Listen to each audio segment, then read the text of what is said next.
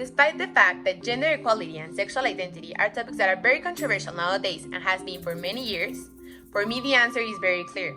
Unfortunately, for more than 2,030 years ago, for philosophers such as Olympe de Gouges, these kind of thoughts were also very clear. So stop. Before we get into my opinion and my arguments, I will ask you the following question. Can we be fair?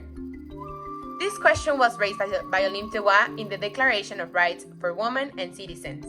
This question was directly only to romance, because in 1791, the Assembly authorized the Declaration of Rights of Men and Men only.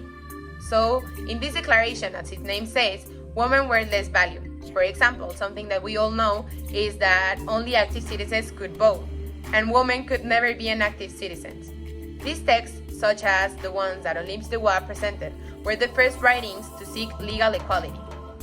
So now we can go into my personal opinion.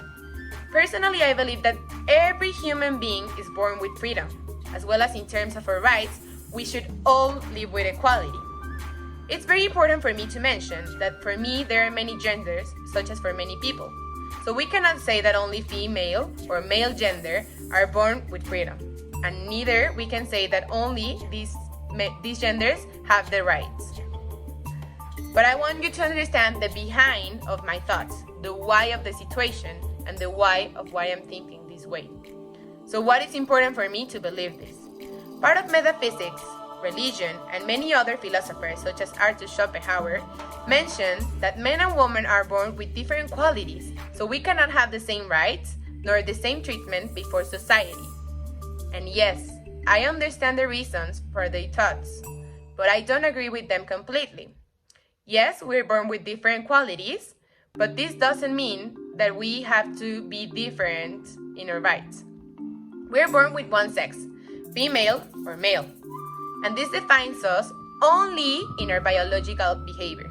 It shouldn't be because of this that we don't have rights or we don't have freedom. On the other hand, Olympe de Gouges supported that men, women, and women have the same rights and encouraged various movements so women could have the same freedom as men. And I understand this because she lived through a historical moment which women were worth much less than men. Regarding this, I support this way of thinking, although I consider that there is a great void in this argument, because as I already mentioned, I don't believe that the ideal is to seek for gender equality. I believe that the ideal is equity for human beings, or equality for human beings, regardless of your gender. Just as Aristotle mentioned in Metaphysics book, gender are a construct of society.